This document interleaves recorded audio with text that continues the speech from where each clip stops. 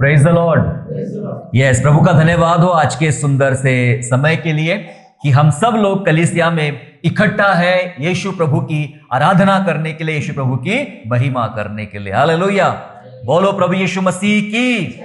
जी हाँ, हम जय जयकार के साथ उसके आंगनों में और स्तुति करते उसके फाटकों में प्रवेश करें। आज सुबह जिस वचन पर हम परमेश्वर के वचन से अभ्यास करेंगे, बात करेंगे, वो होगी मसीह की सुंदरता क्यों बिगड़ी। जी हाँ, आज का हमारा विषय होगा मसीह की सुंदरता क्यों बिगड़ी। ठीक है, मसीह की सुंदरता क्यों बिगड़ी। तो थोड़ा सा अटपटा विषय जरूर है, लेकिन समझिए, परमेश्वर आपसे बात करेगा, परमेश्वर आपके हृदय में बात करेगा और परमेश्वर आपकी भीतरी परिस्थितियों को आज बदलने की बात करता है। परमेश्वर आज आपके भीतरी परिस्थिति को बदलकर ये सुंदरता क्यों बिगड़ी और कौन सी सुंदरता कलीसिया के अंदर आना है, इन बातों को परमेश्वर के वचन से आज हम लोग जानेंगे। पूरी जो बाइबल हमारे हाथ में है, बाइबल 66 पुस्तकों का संग्रह हमारे पास है, जिसे बिब्लोस कहा जाता है। 66 पुस्तकों का संग्रह बाइबल जो है, वो पूरी बाइबल मसीह की सुंदरता से भरी है। समझ रहे आप, मसीह की सुंदरता है। पहली पुस्तक से लेके आखिरी पुस्तक जब आप पढ़ते हो, आपको मसीह की सुंदरता, उसके कार्यों की सुंदरता, उसके कामों की सुंदरता आपको उसमें दिखाई पड़ेगी। लेकिन जब ये पूरी बाइबल में सुंदरता के विषय में है, लेकिन एक हिस्सा ऐसा भी बाइबल में है, सुनो, एक हिस्सा ऐसा भी बाइबल में है, मुझे ऐसा शब्द कहने के लिए बहुत ही बुरा लग रहा है, पर कहना पड़ेगा क्योंकि हमें वचन को समझना है। एक हिस्सा ऐसा भी है, वह मसीह की बदसूरती का वर्णन करती है। यह बहुत खतरनाक है, बहुत तकलीफ भरा। यह शब्द कहने के लिए बड़ा बुरा लग रहा है, पर वचन ऐसा हमें सिखा रहा है वो कितना बदसूरत हो गया था। यह बाइबल हमें बता रही है। पूरी बाइबल मसीह की सुंदरता के साथ भरी हुई है, लेकिन एक हिस्सा उसकी कुरूपता के विषय में, बदसूरती के विषय में लिखा जाता है। और प्रश्न यह उठता है, क्यों? जब पूरी बाइबल में सब तरफ सुंदरता सुंदरता सुंदरता है, तो एक हिस्सा क्यों बताया गया है कि जहां उसकी सुंदरता खराब हो गई। वो क्रूसिफिकेशन का वह समय है, वो यीशु मसीह का, परमेश्वर के पुत्र का कलवरी क्रूस पर मारे जाने का वर्णन है। और वो जो घटना है, वो जो वर्णन है, वो बहुत विश्वासियों को पीड़ा देने जैसी है। लेकिन प्रश्न यह उठता है, क्यों इतना दर्द, इतनी तकलीफें, इतनी पीड़ाएं मसीह ने हमारे लिए क्यों उठा लिया। एक तरफ कलीसिया मसीह की सुंदरता का वर्णन करती है। हमारे गीत कैसे हैं? हम जब गीत गाते हैं तो उसमें मसीह की सुंदरता, सुंदरता बहुत सारा वर्णन है। उसने जो बनाया है, उसने जो किया है, उसकी सुंदरता का वर्णन हम करते हैं। उसने जो कार्य किया है, उसकी सुंदरता का वर्णन, वो जैसा दिखता है, वो जैसा करता है, वो जैसा बोलता है, उसकी सुंदरता का वर्णन हम गीतों में ढाल के गाते हैं।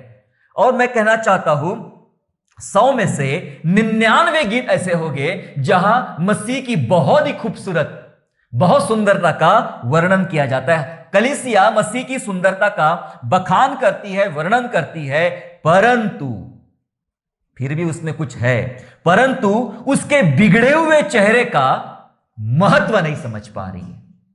समझ लेना, कलीसिया मसीह की सुंदरता का बखान तो करती है रात और दिन, परंतु उसके बिगड़े हुए चेहरे का महत्व नहीं समझ पा रही है कलीसिया कि मसीह का चेहरा जो बिगड़ गया था, उसका क्या महत्व है। मैं उन बातों को मेरी आराधना में कैसे लाऊं, मसीह के बिगड़े हुए चेहरे को, उसकी टूटे हृदय को मैं मेरे विश्वासी जीवन में कैसे लाऊं, मैं मेरे आत्मिक जीवन में कैसे लाऊं। और मेरे लिए एज अ बिलीवर, एक विश्वासी होने के नाते, एक कलीसिया होने के नाते, मेरे लिए मसीह के बिगड़े हुए चेहरे का क्या महत्व है, हमें इन बातों को आज जानना है, समझना है। जिस घड़ी कलीसिया मसीह के इस बिगड़े हुए चेहरे को, इन बिगड़ी हुई परिस्थिति को जब आप समझ लोगे, तब मैं बताना चाहता हूं, वो ऐसा दिन होगा जहां कलीसिया भीतर से, अंदर से मजबूत होने वाली कलीसिया कहलाएगी। हालेलुया, बोलो प्रभु यीशु मसीह की। आपकी भीतरी सुंदरता बढ़ेगी जब आप मसीह के बिगड़े चेहरे को समझना आरंभ कर दोगे। आपका विश्वासी जीवन और ज्यादा मजबूत हो जाएगा जब आप मसीह के बिगड़े हुए चेहरे को देखेंगे, समझेंगे। देखा सबने है, समझते कितने लोग हैं, अनुभव कितने लोग करते हैं, है ना। एक बहुत ही पुराना गीत है, वो चेहरा जो चमकीला था, दुख से कितना पीला था, कपड़े रेशा रेशा थे, सर पे ताज नुकीला था। वो बिगड़ेला चमकीला जो चेहरा वो कैसा बिगड़ गया। आइए उन बातों को थोड़ा समझने का प्रयास करेंगे, वचन को निकालेंगे, वचन समझेंगे हम लोग। यशाया नबी की पुस्तक निकालेंगे, अध्याय 52 और वचन 14। Isaiah chapter 52 and verse 14। यशाया 52 अध्याय का 14 वचन इस प्रकार से कहता है, जैसे बहुत से लोग उसे देखकर चकित हुए, क्योंकि उसका रूप यहां तक बिगड़ा हुआ था। सुनिए, यहां तक बिगड़ा हुआ था कि मनुष्य का सा न जान पड़ता था। मतलब इतना बदसूरत हो गया कि मनुष्य के जैसा नहीं जान पड़ता था, और उसकी सुंदरता भी आदमियों की सी नहीं रह गई थी। समझ रहे आप? मसीह का रूप इतना बिगड़ गया था। क्या लिखा है? मसीह का रूप इतना बिगड़ गया था कि वो मनुष्य के समान नहीं दिख रहा था। इंसानों के जैसी वो सुंदरता उसके अंदर नहीं दिख रही थी, और उसकी सुंदरता आदमियों के जैसी नहीं रह गई थी। इसका यह बाइबल में मतलब बता रही है कि मसीह को बहुत ज्यादा पीड़ित किया गया था। उसकी पीड़ा इतनी भयंकर पीड़ा थी, इसलिए लिखा है कि उसकी सुंदरता बिगड़ गई थी, उसका रूप बिगड़ गया था। नहीं समझ में आ रहा था, नहीं समझ में आ रहा था, उस रूप के अंदर कोई सुंदरता नहीं दिखाई पड़ रही थी, इतना उसका रूप बिगड़ गया था। मैंने पहले ही बताया कि पूरी बाइबल मसीह की सुंदरता से भरी हुई है, पर एक हिस्सा उसकी बदसूरती के बारे में लिखा जाता है। और सवाल यह उठता है, क्यों ऐसा किया मेरे मसीह ने? क्यों परमेश्वर को ऐसा भाया? क्यों परमेश्वर ने इस तरह से दुख उठाया? और एक वचन ऐसा लिखा है, उसी वचन को कंटिन्यू करेंगे हम लोग। 53 आइजाया 53, यशाया 53 अध्याय 1 से 3 जब हम पढ़ते तो वहां पर भी उसकी खूबसूरती कैसे बिगड़ गई है, वहां उसके बारे में लिखा गया है। 53 अध्याय यशाया का 1 से 3 ऐसा लिखा है, जो समाचार हमें दिया गया उसका किसने विश्वास किया, और यहोवा का भुजबल किस पर प्रकट हुआ? क्योंकि वह उसके सामने अंकुर की नाई और ऐसी जड़ के समान उगा जो निर्जल भूमि में फूट निकले। उसकी ना तो कुछ सुंदरता थी, उसकी ना तो कुछ सुंदरता थी कि हम उसको देखते, और ना उसका रूप हमें ऐसा दिखाई पड़ा कि हम उसको चाहते। वह तुच्छ जाना जाता और मनुष्य का त्यागा हुआ था। वह दुखी पुरुष था, रोग से उसकी जान पहचान थी, और लोग उससे मुख फेर लेते थे। वह तुच्छ जाना गया और हमने उसका मूल्य न जाना। परमेश्वर का वचन बता रहा है कि उसके अंदर कोई सुंदरता नहीं थी, और उसका रूप इतना बिगड़ चुका था जो हम उसको नहीं चाह सकते थे। वो चेहरा क्यों बिगड़ गया? हम क्या सीख रहे हैं आज? मसीह की सुंदरता क्यों बिगड़ी? मसीह की सुंदरता क्यों बिगड़ी? जब ये वचन, इतने वचन जब हम पढ़ लेते हैं, हालांकि ये पूरा अध्याय 53 अध्याय मसीह के दुखों के बारे में लिखा गया है, जब इतने ही बात हम पढ़ लेते हैं तो हमें उसकी पीड़ाओं को समझना शुरू कर लेते हैं हम, कि क्या मसीह की पीड़ाएं थी, और वो सारी पीड़ाएं क्यों? वो सारी पीड़ाएं क्यों? पता है क्यों? जो हमसे प्यार करता है वो तकलीफ उठाता है। हालेलुया। जो आपसे प्यार करता है वो आपके लिए तकलीफ उठाता है। जो परमेश्वर हमसे प्यार करता है वो हमारे लिए तकलीफ उठाता है। 2 बागों का वर्णन है बाइबल में, एक अदन का बाग और एक गत्समनी बाग। अदन के बाग में बहुत सुंदरता थी, ऐसा बाइबल बताती कि अदन के बाग में बहुत सुंदरता थी, लेकिन उस बाग में पाप आया। उस बाग में मनुष्य परमेश्वर से अलग हो गया, दूर हो गया। गत्समनी बाग में कुछ खास था ऐसा नहीं है, गत्समनी बाग में कुछ खास था ऐसा कुछ नहीं है, लेकिन खास क्यों बना गत्समनी बगीचा? क्योंकि वहां मसीह प्रार्थना में रो रहा है। हालेलुया। अदन के बाग में परमेश्वर से रिश्ता टूट रहा है, तो गत्समनी बाग में मसीह का रिश्ता, यानी कलीसिया का रिश्ता मसीह के साथ, परमेश्वर के साथ जुड़ रहा है। मसीह प्रार्थना करता कि प्रभु पिता जैसे हम एक है वैसे ये एक हो जाए, इनमें से कोई नाश ना हो, क्योंकि अदन के बाग में कोई नाश हुआ है, लेकिन गत्समनी बाग की प्रार्थना किसी को नाश करने की नहीं है, वो बचाने की प्रार्थना है। हालेलुया। मैं आपको यह बताना चाहता हूं कि प्रभु यीशु मसीह ने जो तकलीफें, पीड़ाई इसलिए झेली क्योंकि वह हमसे बहुत प्रेम रखता था। हमारे लिए, मैंने कहा ना, क्यों एक हिस्सा, क्यों उसकी बदसूरती के बारे में लिखा गया है, क्यों? क्योंकि वह हमसे बहुत प्यार करता है। हमें सुंदर बनाने के लिए वह बदसूरत हो गया।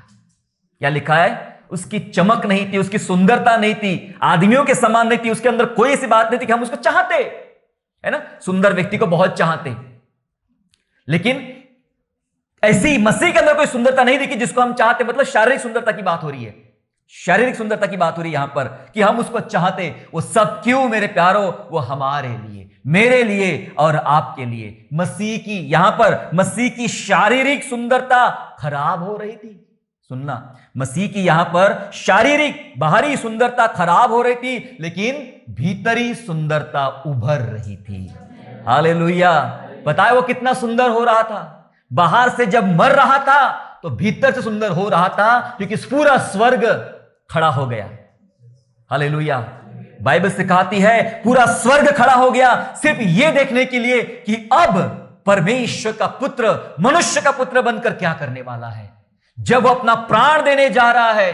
पता है वो सिचुएशन ऐसी, जैसे मान के चलो आप क्रिकेट मैच देख रहे हो और आखिरी बॉल चल रहा है, आखिरी बॉल पे 5 रन की जरूरत है और शायद सचिन तेंदुलकर के हाथ में बल्ला है और सब स्टेडियम खड़ा हो गया कि आखिरी बॉल में क्या एक छक्का लगाया जा सकता है।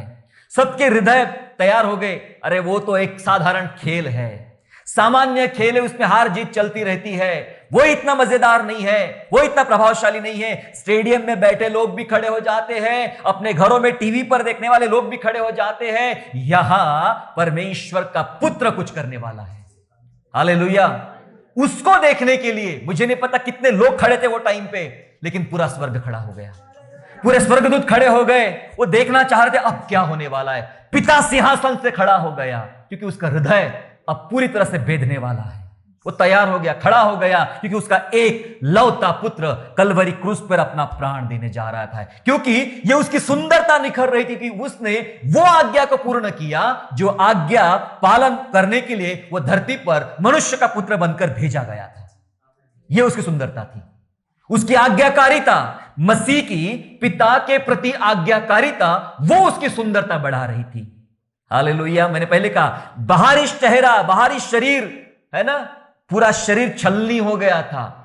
लोगों ने मुंह पर थूका, कोड़े लगाए, भाला मारा और अपमान किया, घुस्से मारे, बहुत कुछ हुआ, 39 कोड़े मारे, पूरा शरीर फट रहा था, पूरे चिथड़े निकल रहे थे।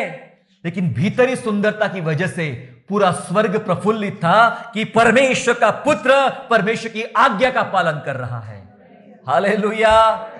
वो ऐसी सुंदरता निर्माण हो रही थी उसके अंदर में, क्योंकि वो अपना समर्पण दे रहा है। जो समर्पण उसने किया था कलीसिया के लिए, मेरे लिए और आपके लिए, वो कर रहा था। उसका पवित्र जीवन जीना जो था, वो उसका वहां पर एक विशेष भाग चल रहा था, है ना, इसलिए वो सुंदर हो रहा था। उसका समर्पण उसे सुंदर कर रहा था, उसका आज्ञा पालन उसे सुंदर कर रहा था, उसकी पवित्रता उसको सुंदर कर रही थी। भले ही वो बाहरी रूप से, शारीरिक रूप से उसकी सुंदरता खराब हो रही थी। इसलिए बाइबल बोलती है कि उसकी सुंदरता हमें दिखाई नहीं पड़ी कि हम उसको चाहते, लेकिन जब वह कुरूप हो गया, मतलब बदसूरत हो रहा था, तब यहां लिखा है वचन में कि वो तुच्छ जाना गया। रोग से उसकी जान पहचान थी, वो रोग लेकर चढ़ रहा है, वो तुच्छ बनकर चढ़ रहा है, वो दुखी पुरुष लेकर चढ़ रहा है। आज सबने गवाहियां दिया, दुखों के विषय में बताया।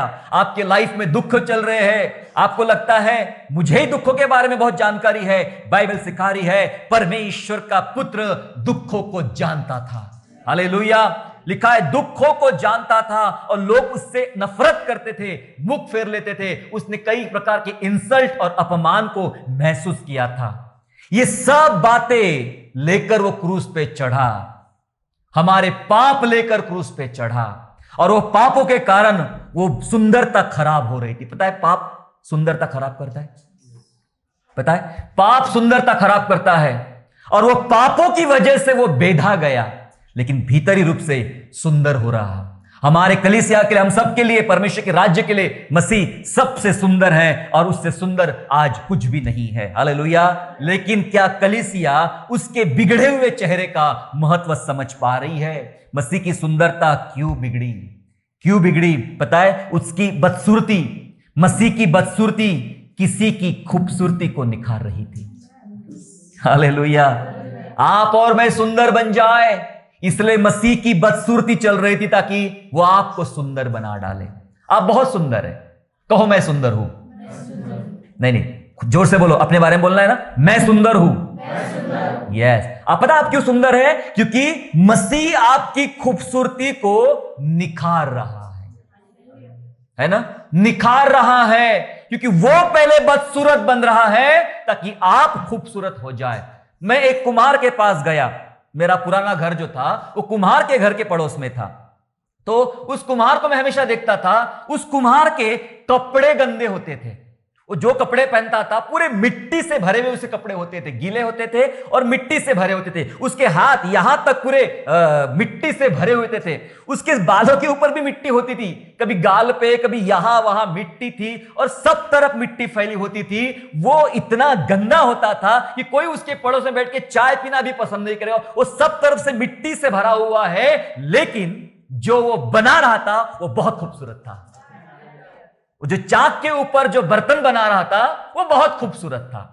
ये बात हमें सिखा रही है मसीह के बारे में कि मसीह तो हमारे लिए गंदा हो रहा है, पापों के कारण गंदा हो रहा है, लेकिन जो बना रहा है, जो कलीसिया का निर्माण कर रहा है, वो बहुत खूबसूरत है। हालेलुया। बोलो प्रभु यीशु मसीह की। यस, वो बहुत खूबसूरत बना रहा था। मसीह क्रूस पर है, जैसे उस कुम्हार के कपड़े मिट्टी से गंदे हो गए, मेरे मसीह की शरीर उसके खून से भर गई। मसीह का शरीर खून से लथपथ हो गया था। चेहरा देखने जैसा नहीं था, जैसे उस कुम्हार का चेहरा देखने जैसा नहीं था, उस मसीह का चेहरा देखने जैसा नहीं था। पर जो वो क्रूस के ऊपर बना रहा था, ठीक वैसा जैसे कोई कुम्हार चाक के ऊपर बना रहा था। बहुत खूबसूरत। कलीसिया को बहुत खूबसूरत परमेश्वर बनाना चाहता है और हम सीख रहे हैं मसीह की सुंदरता क्यों बिगड़ी। मुझे लगता है यही हमारा संदेश खत्म हो गया। क्यों मसीह की सुंदरता बिगड़ी? क्योंकि ताकि वो हमें ज्यादा खूबसूरत बना सके। हालेलुया। मसीह ने अपनी सुंदरता बिगाड़ी। पता है क्यों? हमें सुंदर बनाने के लिए क्या हम, एक सवाल रख रहा हूं आपके सामने, क्या हम उसकी सुंदरता की रखवाली कर रहे हैं? एक सवाल मैं आपके सामने रख रहा हूं। मसीह ने अपनी सुंदरता बिगाड़ी हमें सुंदर बनाने के लिए, ठीक है, लेकिन क्या हम उसकी सुंदरता की रखवाली कर रहे हैं? प्रश्न अपने आप से पूछिए। दूसरों से पूछने से अच्छा है प्रश्न अपने आप से पूछिए, क्या मसीह ने मुझे सुंदर किया है? उस सुंदरता की मैं रखवाली कर रहा हूं? मैं कुछ उदाहरण के साथ आपको समझाना चाहता हूं। मैं आपको एक शाऊल का उदाहरण बताऊंगा। शाऊल कौन था? शाऊल एक राजा, इजराइल का पहला राजा। मेरे साथ निकालेंगे पहला शमूएल 9वां अध्याय और वचन 2। First Samuel chapter 9 and verse 2। पहला शमूएल, जी हां, पहला शमूएल 9वें अध्याय का दूसरा पद ऐसा कहता है, उसके शाऊल नाम एक जवान पुत्र था जो सुंदर था। नोटिस करने वाली बात था, जो सुंदर था और इजराइलियों में कोई उससे बढ़कर सुंदर न था। वह इतना लंबा था कि दूसरे लोग उसके कंधे तक ही आते थे। हालेलुया। लिखा है वो बहुत सुंदर था। मैं शाऊल राजा की बात कर रहा हूं। वो बहुत सुंदर था क्योंकि उस समय तक वो परमेश्वर के साथ चलता था, परमेश्वर उससे प्रसन्न था। वो तो नबूवत भी करता था, बाइबल बात करती है ना। लिखा है वो बहुत सुंदर था और इतना सुंदर था और इतना लंबा था कि कोई उसके कंधे तक भी नहीं आता था। सोचो कितनी सुंदरता है उसके अंदर में, कितना सुंदर आकर्षित पुरुष है कि लोग उसको चाहते, समझते, बहुत ही खूबसूरत है। वो चेहरे से भी सुंदर है और उस समय तक जब वो राजा नहीं बना था वो आत्मा से भी सुंदर था। हालेलुया। वो चेहरे से भी सुंदर था, आत्मा से भी सुंदर था। लेकिन ये सुंदरता पता है जिंदगी भर नहीं रह पाई शाऊल की। समझ रहे आप? शाऊल की ये सुंदरता जिंदगी भर नहीं रह पाई क्योंकि शाऊल ने अनाज्ञाकारिता किया परमेश्वर के साथ। इसलिए शाऊल अपने जीवन में तकलीफों से भटकता फिरा। एक हारे हुए सिपाही के जैसे उसकी मौत हो गई। इतना प्रभावशाली राजा, जिसका चुनाव परमेश्वर ने किया था इजराइल का प्रथम राजा बनने के लिए, और उसकी मौत एक हारे हुए सिपाही के जैसी हुई। मुश्किलों में हुई, भागता फिरा, मुश्किलों में फिरा, इतना तकलीफ में आ गया कि कोई उसकी जवाब, प्रार्थना का जवाब नहीं दे रहा, परमेश्वर जवाब नहीं दे रहा। दर्शन में बात करना बंद कर दिया। शमूएल ने तो चला गया, बात ही करना बंद कर दिया। एक भूत सिद्धि करने वाले के पास उसको जाना पड़ा, और कितने संकटों से गुजरना पड़ा, जबकि ऐसा उसके लिए तय नहीं था। उसकी जो पहली सुंदरता थी वो कायम रह सकती थी यदि राजा शाऊल परमेश्वर की आज्ञाकारिता में चलता होता या चला गया होता, है ना। लेकिन शाऊल की सुंदरता खराब हो गई क्योंकि शाऊल ने अनाज्ञाकारिता का भाग लिया, अनाज्ञाकारिता किया परमेश्वर के प्रति। मैंने क्या सवाल रखा कि मसीह ने अपनी सुंदरता बिगाड़ी हमें सुंदर बनाने के लिए, लेकिन क्या हम उस सुंदरता की रखवाली कर रहे हैं? शाऊल भी सुंदर है, लेकिन क्या शाऊल रखवाली कर पा रहा है उस सुंदरता के लिए? रखवाली कर पा रहा है उस सुंदरता के लिए? बाइबल में तो बहुत सारे सुंदर लोग हैं। देखता आज मैं कितनों के बारे में बता सकता हूं। बहुत सुंदर लोग हैं, एक एक वचन लिखा है उनके बारे में, कितने सुंदर थे। ठीक है, पर दूसरा मेरे पास उदाहरण है दाऊद के बारे में। ठीक है, दाऊद के बारे में पढ़ेंगे। पहला शमूएल अध्याय 16, निकाले मेरे साथ में। पहला शमूएल अध्याय 16 और वचन 12 और 13। First Samuel chapter 16 and verse 12 and verse 13। 12 और 13 इस प्रकार कहता है, तब वह उसे बुलाकर भीतर ले आया, मतलब दाऊद को। उसके तो लाली झलकती थी और उसकी आंखें सुंदर और उसका रूप सुडोल था। तब यहोवा ने कहा, उठकर इसका अभिषेक कर, यही है। तब शमूएल ने अपना तेल का सींग लेकर उसके भाइयों के मध्य में उसका अभिषेक किया, और उस दिन से लेकर भविष्य को यहोवा का आत्मा दाऊद पर बल से उतरता रहा। तब शमूएल उठकर रामा को चला गया। लिखा है दाऊद के बारे में कि उसके चेहरे पे लाली झलकती थी और वह बहुत सुंदर था, है ना। पता है गोलियत को गुस्सा क्यों आया था? आगे पढ़ेंगे समझ में आएगा, आगे पढ़ेंगे समझ में आएगा गोलियत की गुस्सा क्यों आया। गोलियत को गुस्सा इसलिए आया कि जो मुझे मारने आ रहा है वो सुकुमार है और उसके चेहरे पे लाली झलकती है और वो बहुत सुंदर है। इतने छोटे बालक को, इतने सुंदर बालक कभी इतना सिपाही नहीं बन सकता, धुरंधर नहीं बन सकता है। मुझे क्या समझ के रखा है कि इतना छोटा बच्चा, इतना सुंदर बच्चा मुझे मारने आ रहा है तो मैं क्या इसको मारूंगा? उसको इस बात से गुस्सा है क्योंकि वो बहुत सुंदर था। लिखा है वचन में, लाली उसके चेहरे पे झलकती थी और दाऊद बहुत सुंदर था। हालेलुया। क्या आप जानते हैं दाऊद की सुंदरता मरने तक उसके साथ थी? हेलो, क्या कलीसिया जानती है यहां दाऊद बहुत छोटा है, अभी राजा बनना है। क्या दाऊद की यह सुंदरता मरने तक, जिंदगी भर उसके साथ थी? बाइबल कहती है यस। परमेश्वर ने जवाब दिया, दाऊद मेरा मन चाहा दास है। हालेलुया, मन चाहा दास है। मैं दाऊद से बहुत खुश हूं। दाऊद ने पूरे जीवन मुझे बहुत प्रसन्न किया है।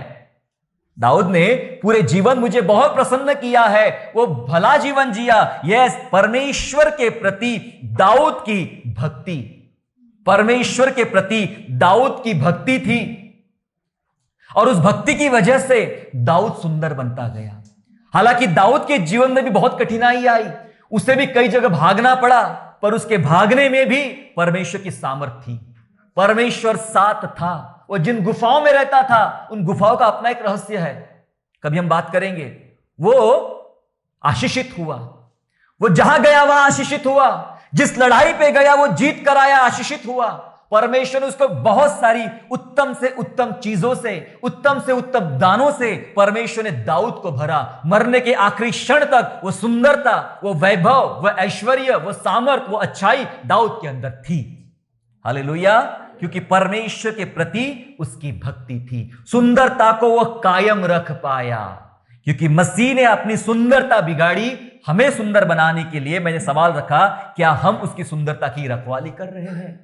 क्या सुंदरता की रखवाली कर रहे हैं? अपने आप को सवाल करो, मैं सुंदर हूं। फिर से एक बार कहो, मैं सुंदर हूं। यस, आप सुंदर है, मसीह ने आपको सुंदर बनाया है, लेकिन क्या उस सुंदरता की माफ कीजिए, मैं बाहरी खूबसूरती की बात नहीं कर रहा हूं। ये जितनी खराब होगी उतनी भीतरी सुंदरता बढ़ेगी। हालेलुया। बाहर जितना टूटोगे भीतर से उतना सुंदर बनोगे, भीतर से उतना मजबूत बनोगे। दाऊद बहुत सुंदर बना, है ना। आप सुंदर है क्या उसकी आप रखवाली कर रहे हो? पता है मूसा के माता पिता ने क्यों बचाया 3 महीने तक? ऐसा लिखा है कलाम में कि मूसा बहुत सुंदर था। हालेलुया। मूसा बहुत सुंदर था और उसकी सुंदरता की वजह से 3 महीने तक उसके माता पिता ने बचा के रखा। दूसरा पता नहीं क्या रीजन था उनके पास में, लेकिन बाइबल में ऐसा लिखा है वो बहुत सुंदर था। कितना अच्छा लगता है मुझे, प्रभु ने अपने अगुओं को बहुत सुंदर हालातों में चुना। उसके अगुए बहुत सुंदर थे। बाइबल बहुत सारे लोगों के बारे में लिखा है सुंदरता के बारे में, वो बहुत सुंदर थे। मूसा बचपन से ही पैदाइशी सुंदर था, इसलिए उसके माता पिता ने उसे छुपा के रखा और यह सुंदर व्यक्ति सच में सुंदर बना। चेहरा भी सुंदर है तो उसका हृदय भी सुंदर है और इज़राइल का बहुत बड़ा अगुआ बना। उसने अपनी सुंदरता को बचाया। जो सुंदरता मसीह ने अपनी खुद की बिगाड़ दी थी वो हमारे लिए, और मूसा ने अपनी सुंदरता को बचा के रखा। वो बहुत अच्छा अगुआ बना। बाइबल सिखाती है कि एस्तर बहुत सुंदर थी। एस्तर रानी बहुत सुंदर थी, इसीलिए तो इतने सारी लड़कियों में एस्तर रानी का चुनाव हुआ। वो बहुत सुंदर थी। मैंने पहले बताया जो बाइबल के लीडर है, अगुवे है, वो बहुत सुंदर है। फिर से बोलो मैं सुंदर हूं। अगर आप सुंदर हो तो आप अगुवे बनने वाले हो। हालेलुया।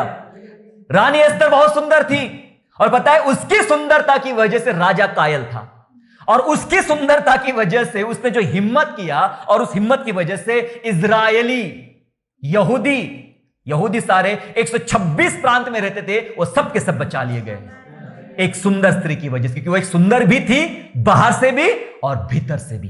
क्या कहती है, मैं रात 3 दिन 3 रात उपवास प्रार्थना करूंगी। ये सुंदर व्यक्ति की पहचान है और बचा लिया गया। हालेलुया। वैसे सुंदर तो लूसीफर भी था, समझे आप? सुंदर तो लूसीफर भी था। यहेजकेल 28 कहता है सोर के राजा के विषय में कि वो सर्वांग सुंदर है। और ऐसा एक वचन उसके अंदर, मैं आपको सारे वचन नहीं बता रहा हूं समय बचाने के लिए, ऐसा एक वचन लिखा गया है कि सुंदरता के कारण उसका मन फूल उठा। पढ़ना आराम से आप घर में बाइबल 28 अध्याय यहेजकेल में लिखा है, सुंदरता के कारण उसका मन फूल उठा। उसको भी मसीह ने बहुत सुंदर बनाया था और वो अपनी सुंदरता कायम नहीं रख पाया। और आज की तारीख में सबसे बदसूरत अगर कोई है बाहर से भी और अंदर से भी तो वो लूसीफर है और उसकी सेना, और वो शैतान है। उनको नरक की आग के लिए बनाया गया है। हालेलुया। बहुत सुंदर लोग हैं बाइबल में। दाऊद का बेटा अबशालोम, बाइबल सिखाती है कि उसके जैसा कोई सुंदर नहीं था, पर थोड़ा गड़बड़ निकला वो। कभी कभी सुंदरता भी घमंड में ला आती है, थोड़ा गड़बड़ निकला वो। धर्मी अयूब के बच्चों के बारे में लिखा है कि उसके बच्चे, स्पेशली उनकी बेटियां इतनी रूपमती थी, इतनी सुंदर थी कि पूर्वियों में इतना सुंदर कोई नहीं था। हालेलुया। कितनों की सुंदरता बताऊं मैं? सारा इतनी सुंदर थी, लास्ट टाइम बताया था मैंने, सारा इतनी सुंदर थी, तकरीबन 65 साल की उम्र में भी सारे मिस्री पागल है उसके पीछे। समझ रहे आप? सारा इतनी सुंदर थी। हालेलुया, हालेलुया, है ना। इवन इसहाक की पत्नी रिबेका बहुत सुंदर थी। बाइबल में बहुत सारे सुंदर लोग हैं, पर बहुत ऐसे लोग हैं जो अपनी सुंदरता बचा नहीं पाए। और बहुत ऐसे लोग हैं, सुंदर लोग हैं जो सुंदर तो थे, वे सुंदर थे और आखिरी क्षण तक मसीह के लिए सुंदर बने रहे। मेरे प्यारो, मसीह ने अपनी सुंदरता इसलिए बिगाड़ी कि हम सुंदर बन जाए। आप और मैं भीतर से सुंदर बनाए जा सकते हैं। हालेलुया।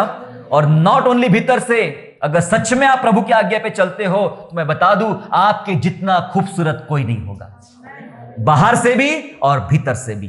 Praise the Lord. इसलिए जब आप अपना चेहरा देखते हो तो सोचो, ये चेहरे को सुंदर बनाने के लिए मेरे मसीह ने कीमत चुकाई है। हालेलुया। अब और एक सवाल कि कलीसिया अपने भीतर उस सुंदरता को कैसे बरकरार रखे। और एक सवाल कि अब तो हमने देखा, प्रश्न रखा मैंने, क्या हम उसकी सुंदरता की रखवाली कर रहे हैं? पर एक सवाल और है कि कलीसिया अपने भीतर अब उस सुंदरता को कैसे बरकरार रखे। कभी कभी क्या होता है, हमारी सुंदरता पल भर की होती है ना। जितना आप मेकअप करते हो। आजकल मैं एक दो वीडियो देख रहा था, तो बहुत ही ऐसे लोग जो नेचुरली सुंदर नहीं दिखते थे, बहुत उनका रंग काला है और चेहरे पे बहुत मुहासे, ये है वो है, पर उनको जब सुंदर बना मेकअप किया गया तो कोई पहचान नहीं पाया कि ये वो था या वो थी। इतना सुंदर मेकअप किया गया, लेकिन जब तक मेकअप है तब तक वो सुंदर है। मेकअप उतरा तो असलियत बाहर आई। हमारी सुंदरता भी ऐसे होती है ना। आप लोग जब शादियों में जाते हो तो शादियों में जाने से पहले बहुत 1 घंटा 2 घंटा 3 घंटा आप मेकअप ही करते रहते हो अपने घर में। भाई शादी में जाना है, शादी में जाना है, शादी में जाना है। मैं बताऊं, आधी शादी में ही आपका मेकअप उतर जाता है। आधी शादी में ही आपका मेकअप उतर जाता है। स्पेशली गर्मियों की शादियां बड़ी खतरनाक होती है ना। गर्मियों की शादियां बड़ी खतरनाक होती है।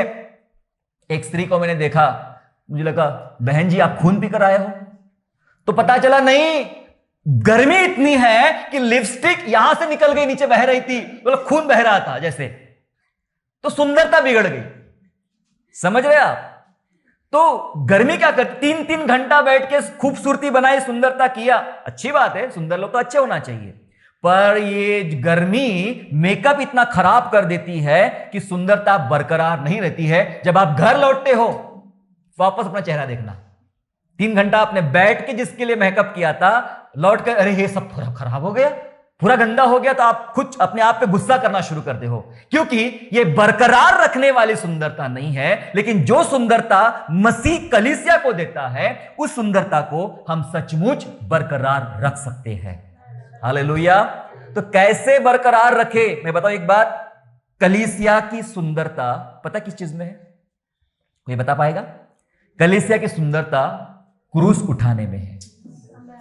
हालेलुया, बोलो प्रभु यीशु मसीह की। हाँ जी, कलीसिया की सुंदरता मसीह का क्रूस उठाने में है। जो मजाक क्रूस उठाने में है, वो क्रूस आपको लगातार आपकी सुंदरता को बरकरार रखेगा। जब तक वह क्रूस आपके कांधे पर है, सुन लेना, जब तक वह क्रूस आपके कांधे पर है, आप बहुत खूबसूरत हैं। जिस दिन वो क्रूस उठा के नीचे रख लिया, आपके जितना कोई बदसूरत नहीं है फिर। हालेलुया। क्रूस उठाने का मतलब होता है आप दुख उठा रहे हो मसीह के लिए, वो आपको सुंदर बना रहा है। क्रूस उठाने का मतलब है आप मसीह के प्रति आज्ञाकारिता में चल रहे हो, आप पवित्रता में चल रहे हो, आप परमेश्वर के प्रति अपने समर्पण के साथ चल रहे हो, और रोजमर्रा के जीवन में सच्चाई के साथ चल रहे हो। लोगों को बहुत उल्लू बनाते, हम बहुत झूठ बोलते हैं, बहुत अपने आप की डींगे हाँकते हैं। कभी अपने ही गिरेबान में झांक के देखो, क्या मैं सचमुच ईमानदार हूं? पूछो खुद से, क्या सचमुच मैं पवित्र हूं? क्या मैं सचमुच मसीह का आज्ञाकारी हूं? क्या मैं उसके लिए, जैसे मसीह ने कहा था मेरे पीछे आना है, मेरा चेला बनना है, तो हर दिन अपना क्रूस उठा ले और मेरे पीछे चल। क्या मैं क्रूस लेकर चल रहा हूं? क्रूस एक अद्भुत मेकअप है। हालेलुया। वो कभी नहीं उतरेगा। बाजार में आजकल वाटर प्रूफ मेकअप आने लग गए हैं ना, वाटर प्रूफ, पानी से भी नहीं धुलता बोले। मसीह का मेकअप, मसीह के खून का मेकअप इतना अद्भुत है मेरे प्यारो, पानी क्या किसी भी चीज से नहीं धुलेगा। वो क्रूस अपने आप में इतना अद्भुत है। क्रूस लेकर जितने मसीही चल रहे ना, वो अपने अंदरूनी जीवन में, अपने पारिवारिक जीवन में, अपने आत्मिक जीवन में, अपने कलीसियाई जीवन में बहुत सुंदर है। और जिनके पास क्रूस नहीं है, वो दिखावटी सुंदर है। उनकी हालत उन ब्याह में गए उन लोगों के जैसे, जो मेकअप करके तो गए पर आधे शादी में ही मेकअप उतर गया, उनकी हालत वैसी है मेरे प्यारो। इसलिए कलीसिया की सुंदरता क्रूस उठाने में है। क्रूस उठाकर चलने वाली कलीसिया सबसे सुंदर है। एक पापी स्त्री के बारे में बाइबल बात करती है ना, पापी स्त्री के बारे में बाइबल बात करती है। वो पापीनी स्त्री एक महंगा अनमोल इत्र लेकर उस घर में आई जहां उसको बुलाया नहीं गया था। शमौन नाम का एक फरीसी था और उसने यीशु मसीह को अपने घर में खाने पर बुलाया, अपने घर में खाने पर इनवाइट किया। तब क्या हुआ, वो स्त्री जो बुलाई नहीं गई थी खाने पर, वो तो घुस आई। वो पापी थी और इत्र लेकर आई मसीह के पास में, और वो इत्र तोड़ा, उसके सिर पे मला, उसके पांवों को आंसुओं से भिगाने लगी, चूमने लगी, पोंछने लगी। क्या हुआ था? ये स्त्री कुछ सिखा रही है कलीसिया की सुंदरता के बारे में। आइए थोड़ा सीखे इस स्त्री से। 7वां अध्याय निकाल लूका का, लूका रचित सुसमाचार और अध्याय 7 निकाल लेंगे हम लोग, और वचन 44 से लेकर 47 तक। Gospel of Luke chapter 7 and verse 44 to 47, 44 से लेके 47 तक ऐसा लिखा है। और उस स्त्री की ओर फिरकर उसने शमौन से कहा, वो फरीसी से कहा, क्या तू इस स्त्री को देखता है? मैं तेरे घर में आया, परंतु तूने मेरे पांव धोने के लिए पानी ना दिया, पर इसने मेरे पांव आंसुओं से भिगाए और अपने बालों से पोंछा। तूने मुझे चूमा ना दिया, पर जब से मैं आया हूं तब से इसने मेरे पांवों का चूमना न छोड़ा। तूने मेरे सिर पर तेल नहीं मला, पर इसने मेरे पांवों पर इत्र मला है। इसलिए मैं तुझसे कहता हूं कि इसके पाप जो बहुत थे क्षमा हुए, क्योंकि इसने बहुत प्रेम किया। पर जिसका थोड़ा क्षमा हुआ है वह थोड़ा प्रेम करता है। ये जो स्त्री है, पापी स्त्री है, दरअसल मसीह की सुंदरता के बारे में एक वर्णन कर रही है और आज की कलीसिया को कुछ बातें सिखा रही है। समझ लेना, आज की कलीसिया को कुछ बातें सिखा रही है स्त्री, और स्त्री से हमें सीखना चाहिए। मैंने कहा कि कलीसिया की सुंदरता क्रूस उठाने में। ये स्त्री क्या करे? पता है क्रूस उठाने में क्या होता है? क्रूस उठाने में बहुत पीड़ाएं होती है, बहुत दर्द होता है, बहुत यातनाएं होती है, बहुत रोना पड़ता है, बहुत तकलीफें होती है क्रूस उठाने में। और ये स्त्री अपने पापों के कारण, वो पापी थी और पापों के कारण पीड़ा उठा रही थी, वो पापों के कारण मुश्किल में थी, उसकी हालात खराब थे, वो बहुत रो रही थी, टूट चुकी थी अंदर से।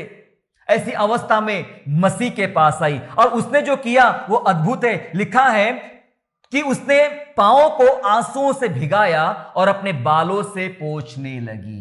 पता है वो जो कर रही है उसके अंदर छुपाए उसका धन्यवाद। हे प्रभु नासरी, मैं तेरा धन्यवाद करती हूं कि तू मुझे आशीष दे रहा है, तू मुझे मेरे पापों से आजाद कर रहा है। वो धन्यवाद दे रही है, लेकिन धन्यवाद के साथ जुड़ा है पश्चाताप।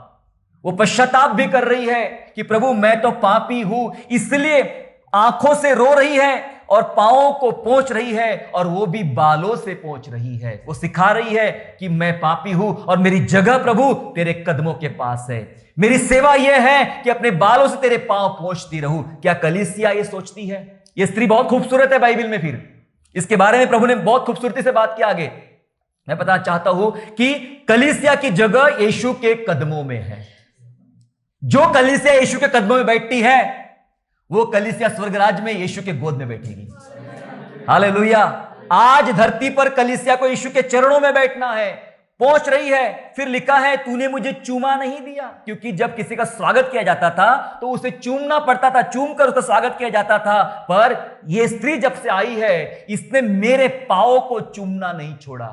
वैसे चूमना तो गालों पर होता है, गालों पर चूमकर उसका स्वागत करके उसका अभिवादन किया जाता था सामने वाले व्यक्ति का, लेकिन यह स्त्री यीशु के पांव को चूम रही है, पांव को चूम रही है। यह बताना चाह रही है प्रभु मेरा समर्पण है तेरे लिए, मेरी सेवा है तेरे लिए, मैं इस लायक नहीं हूं कि तुझे मैं चूमूं, मैं तेरे पांव को चूमती हूं। मेरी जिंदगी, मेरा समर्पण, मेरी सेवकाई यही है। हालेलुया। वो उसको खूबसूरत बना रहा है, उस स्त्री को बहुत खूबसूरत बना रहा है। इसकी वजह से वो उसके अंदर के पाप है, पर पापों से निकलने के लिए जो प्रयास कर रही है वो अद्भुत है। और फिर आगे लिखा है तूने मेरे सिर पर तेल नहीं मला, पर इसने मेरे पांव पर इत्र मला है। वो कहना चाहती मैं अपनी अनमोल से अनमोल चीजें मैं तेरे कदमों पे डाल दूंगी। कुल मिला के एक शब्द में कहूं तो ये स्त्री ने यीशु के पांव चुन लिए, यीशु के पांव चुन लिए। ये वो बता रही है कि कलीसिया की सुंदरता क्रूस उठाने में है। ये पापी से सिखा रही है कि पश्चातापी और धन्यवादी कलीसिया बहुत खूबसूरत बन सकती है। Hallelujah, hallelujah. पश्चातापी और धन्यवादी कलीसिया बहुत खूबसूरत बन सकती है। तो कलीसिया को अगर अपने भीतर उसकी सुंदरता को बरकरार रखना है, जिसके लिए मसीह ने अपनी सुंदरता बिगाड़ दी, तो जरूरी यह है कि कलीसिया पश्चातापी बनी रहे। आपका पश्चाताप खत्म नहीं होना चाहिए। बताओ, आपको मरने तक पश्चाताप एक दिन का नहीं होता है। बहुत सारे लोगों को गलतफहमी है, मैंने 2019 में 2018 में एक बार पश्चाताप कर लिया, अब मुझे पश्चाताप की जरूरत नहीं। तो क्या उसके बाद आपने कभी पाप नहीं किया? आपने कोई गलतियां नहीं किया, आपने कोई बुरा नहीं बोला, बुरा नहीं देखा। पश्चातापी हृदय मरते दम तक आपके पास होना चाहिए। मैं क्या हूं? दाऊद जब बोलता था प्रभु के सामने, प्रभु मैं तो कुत्ते सरी का हूं, मैं क्या हूं तेरे सामने, तू इतने क्यों मेरी सुधि लेता है ना? सो हमें याद रखना, एक पश्चातापी हृदय मसीह के सामने होना चाहिए, और दूसरा धन्यवादी हृदय। ये तब होगा जब आपके कांधे पर क्रूस रहेगा। हालेलुया। उसके बगैर नहीं बनता। उसके बगैर, क्रूस के बगैर पश्चाताप और क्रूस के बगैर धन्यवाद बनावटी है, एक्टिंग है, नकली है। और नकली असली से भी कई बार ज्यादा अच्छा दिखाना चाहता है। समझ रहे आप? नकली जो होता है ना, वो असली से भी ज्यादा अपनी ताकत दिखाना चाहता है।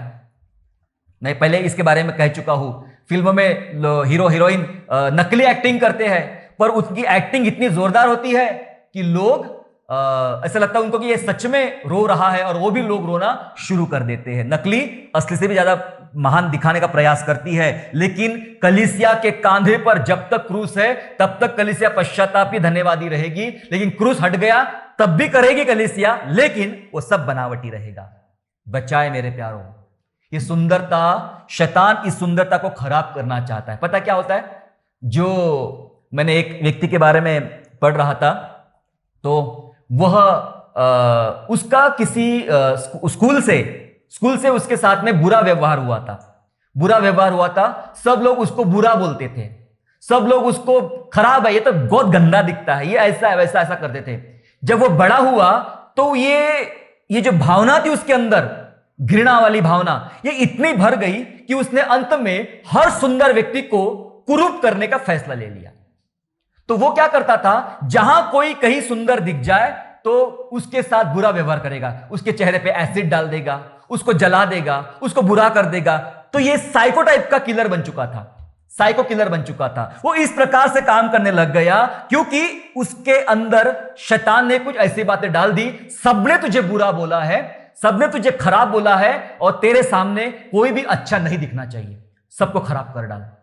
शैतान जो कभी खूबसूरत होता था, लूसीफर की बात कर रहा हूं, और पाप के कारण उसकी सुंदरता खराब हो गई, घमंड के कारण उसकी सुंदरता खराब हो गई, आज वो बदसूरत हो गया। पता है वो बदसूरत शैतान क्या चाहता है? ताकि मैं मसीह के लोगों को भी, जो मेरे हाथ में आ जाए, मैं उनको बदसूरत बनाऊं। और विश्वासियों के पीछे पड़ा है उनको मसीह से अलग करने के लिए और उनको बदसूरत करने के लिए। और कई सारे विश्वासी शैतान की वजह से उसके चंगुल में फंस गए और बदसूरत हो गए हैं। उनका आत्मिक जीवन बदसूरत हो गया है, भौतिक जीवन तो पूछो ही मत, वो ज्यादा बदसूरत हो गया है।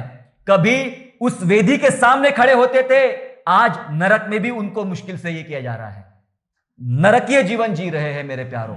ऐसे बहुत सारे लोग बाइबल में दिखाई पड़ते हैं और इस संसार में भी हमें दिखाई पड़ते हैं। इसलिए अपनी सुंदरता बचाओ। एक पद ऐसा कहता है, पहला पत्रस 2 अध्याय वचन 11 और 12 में जल्दी खत्म करने जा रहा हूं। पहला पत्रस 2 अध्याय और वचन 11 और वचन 12। 1 Peter chapter 2 and verse 11 and verse 12। दूसरे अध्याय का 11-12 ऐसा कहता है, हे प्रियो, मैं तुमसे विनती करता हूं कि तुम अपने आप को परदेसी और यात्री जानकर उन संसारिक अभिलाषाओं से जो आत्मा से युद्ध करती है बचे रहो, बचे रहो। अन्य जातियों में तुम्हारा चाल चलन भला हो, इसलिए कि जिन जिन बातों में वे तुम्हें कुकर्मी जानकर बदनाम करते हैं, वे तुम्हारे भले कामों को देखकर उन्हीं के कारण कृपा दृष्टि के दिन परमेश्वर की महिमा करें। हालेलुया। लिखा है अपने आप को परदेसी जानो, और जो जो बातें आपके अंदर अभिलाषा पैदा करती है, आत्मा से युद्ध करती है, उन गंदी बातों से बचे रहो, बचे रहो। सुंदरता बचाना है ना, तो सबसे पहला काम ये अभिलाषी वाले पापों से अपने आप को बचाना पड़ेगा। जो अभिलाषाएं संसार में आपको मचल रही है, आपको आकर्षित कर रही है, उनसे आपको बचना पड़ेगा, तब आप सुंदर बनेंगे।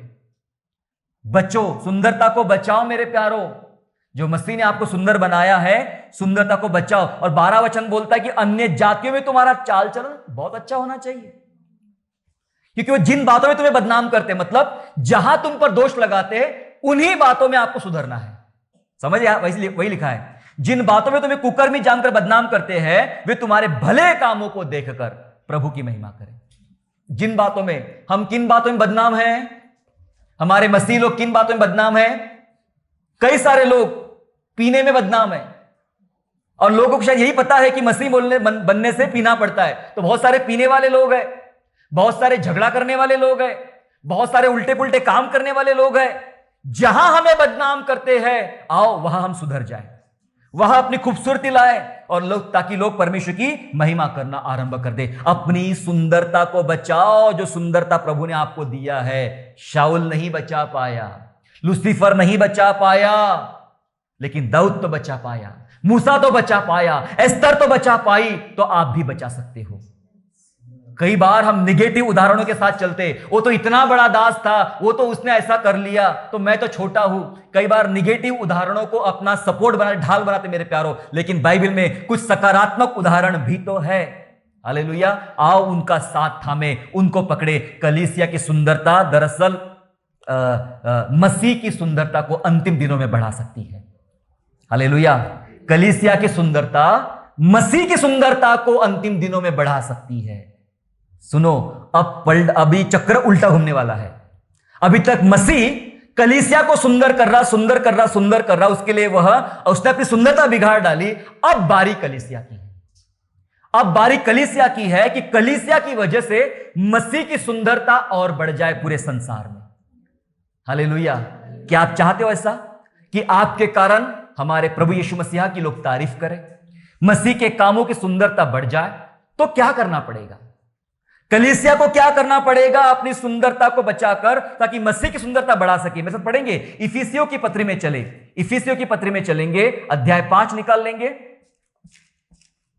इफिसियों की पत्री में चलेंगे और अध्याय 5 निकाल लेंगे हम लोग इफिसियों का, और पढ़ेंगे उसका वचन 26 और वचन 27। Ephesians chapter 5 and verse 26 and verse 27, जहां लिखा है कि उसको वचन के द्वारा जल के स्नान से शुद्ध करके पवित्र बनाए। किसको? कलीसिया को। और उसे एक ऐसी तेजस्वी कलीसिया बनाकर अपने पास खड़ी करे, जिसमें ना कलंक, ना झुर्री, ना कोई ऐसी वस्तु हो, वरन पवित्र और निर्दोष हो। कैसी कलीसिया बनाना है? कैसी कलीसिया बनना है कि उस कलीसिया के द्वारा मसीह की सुंदरता पूरे विश्व में बढ़ जाए अंतिम दिनों में। क्या करना चाहिए? तेजस्वी कलीसिया बनना है हमें। और तेजस्वी कलीसिया कैसे बनेगी? तेजस्वी कलीसिया के अंदर कलंक नहीं होना चाहिए। आपके जीवन में कोई कलंक है तो मिटा डालो जल्दी से।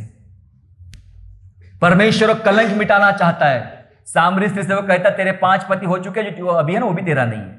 वो कलंक मिटाना चाहता हूं मैं तेरे अंदर से। समझ रहे आप? कलंक नहीं होना तो आप सुंदर बनोगे ना। लिखा है झुर्री नहीं होना। पता है चेहरे में झुर्री आती तो आप बदसूरत लगते हो। झुर्री मत आने दो। इसका मतलब क्या है? आपके आध्यात्मिक जीवन में पापों को, बुराइयों को झुर्रियों में कन्वर्ट मत होने दो, वो आपको बदसूरत कर देगा। देखना कई सारे निराश लोग, दुखी लोग उम्र से पहले ही बहुत बूढ़े लगना शुरू हो जाते हैं। उम्र से पहले ही वो बहुत ज्यादा थके दिखते हैं। झुर्रियों ने उनको थका दिया है, निराशाओं ने, चिंताओं ने, तकलीफों ने उनको थका दिया है। बाइबल बोलती है मेरी आत्मिक कलीसिया में झुर्रियां नहीं होना चाहिए, और ना कोई ऐसी वस्तु हो जो आपको अपवित्र बनाए। आपको पवित्र बनना है। तो कलीसिया इस प्रकार से जब आत्मिक रूप से सुंदर बनेगी, तो मसीह की सुंदरता पूरे विश्व में आने वाले इस अंतिम युग में वो बढ़ा सकती है। एक वचन पढ़ के मैं समाप्त करना चाहता हूं। 2 कुरिन्थियों 3 अध्याय और वचन 18।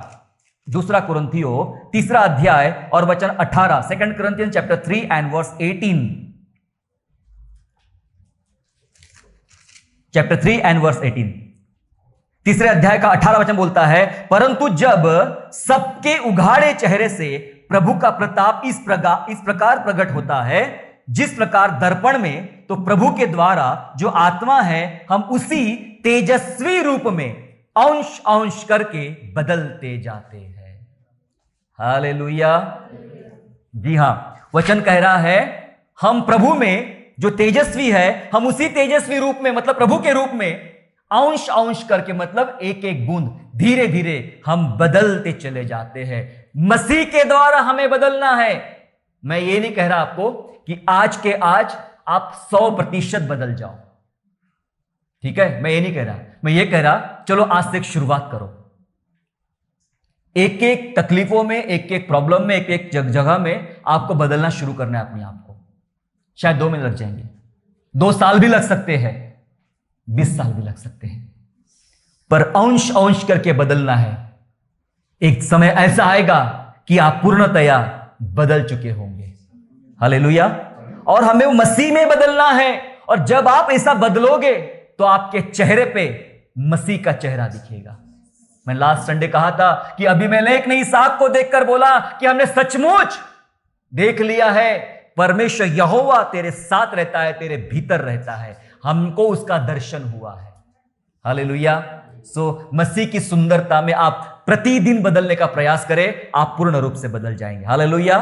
सो हमने आज सीखा कि मसीह की सुंदरता क्यों बिगड़ी, और आपको यह पता चल गया है तो आओ उसके उस जख्मी चेहरे को, उस बिगड़े चेहरे का महत्व जाने, अपने जीवन में ले और उसके द्वारा बदलना आरंभ करें। आइए अपने स्थान पे खड़े हो जाएंगे, हम दुआ करेंगे। Thank you Jesus Lord. Hallelujah. धन्यवाद यीशु, धन्यवाद यीशु नासरी, धन्यवाद राजा, धन्यवाद प्रभु, धन्यवाद यीशु। जो चेहरा चमकीला था, दुख से कितना पीला था, जो चेहरा चमकीला था, दुख से कितना पीला था, कपड़े रेशा रेशा थे, कपड़े रेशा रेशा थे, सर पे ताज नुकीला था, जो चेहरा चमकीला था, दुख से कितना पीला था, दुख से कितना पीला था। ओ प्रभु जी, हम जानते हैं जो चमकीला चेहरा हमारे लिए कुरूप बन गया, बदसूरत हो गया, उसकी सुंदरता ऐसी नहीं थी कि वो आदमियों के समान जान पड़े और हम उसको चाहते हैं, वो हमारे लिए बिगाड़ दिया गया ताकि हम खूबसूरत बन जाए। हे प्रभु, आपका धन्यवाद कि आपने हमें खूबसूरत बनाया। आप खुद हमारे लिए अपना चेहरा बिगाड़ के प्रभु हमें बाहरी और भीतरी रूप से प्रभु जी आपने हमें खूबसूरत बनाया है। हे प्रभु, हम विनती करते पिता परमेश्वर, इस खूबसूरती को हम बरकरार रखने वाले बने, हम बचाने वाले बने प्रभु जी। अंतिम समय तक प्रभु जब आपका आगमन हो तो हम वो खूबसूरत कलीसिया बनकर, वो दुल्हन बनकर खड़ी रहे। मेरा दुल्हा यीशु नासरी बादलों पर आएगा तो देखने पाए, वहां मेरी दुल्हन तू बहुत खूबसूरत है, और अपने संग बादलों पर उठा लिए जाए। कोई झुर्री मेरे अंदर ना हो प्रभु, कोई कलंक मेरे अंदर ना हो, कोई अपवित्रता मेरे अंदर ना हो। ऐसी तेजस्वी कलीसिया मुझको बना प्रभु। धन्यवाद स्वामी, आप ऐसा बनाने हम सबको जा रहे हैं। पिता, आज हम सबको यीशु के नाम से आशीषित कीजिए और हम सबको अपनी आत्मा से, अपने खून से, अपने लहू से सुंदर बनाइए प्रभु जी। जब अपने घर लौटे, अपने कलीसिया में लौटे, अपने काम पे लौटे, अपने समुदाय में लौटे, तो वो सुंदरता हम लेकर जाने वाले बने और लोग कहे कि मेरी बहन, मेरे भाई, तेरे अंदर मुझे परमेश्वर दिखाई पड़ता है, तेरे चेहरे पर मुझे परमेश्वर की रोशनी दिखाई पड़ती है। प्रभु, ऐसा सुंदर व्यक्ति हमें बना। धन्यवाद प्रभु हमारे लिए अपनी सुंदरता को बिगाड़ने के लिए, और धन्यवाद प्रभु हमें अपने लहू से खूबसूरत बनाने के लिए। धन्यवाद स्तुति करते हैं, धन्यवाद के साथ उद्धारकर्ता प्रभु यीशु के नाम से प्रार्थना मांगते हैं, आमीन। आशा करता हूँ आज के संदेश के द्वारा आपने आशीष प्राप्त किया है। यदि सचमुच आपने आशीष प्राप्त किया है तो इस संदेश को दूसरों के साथ शेयर कीजिए, और हमारे दूसरे भी संदेशों को सुनने के लिए हमारे चैनल को सब्सक्राइब करें और नोटिफिकेशन के लिए बेल आइकन को दबाइए। और हाँ, यीशु पर विश्वास करना ना छोड़े, वो आपको आशीषमय स्थानों की ओर आगे ले जाएगा। God bless you all.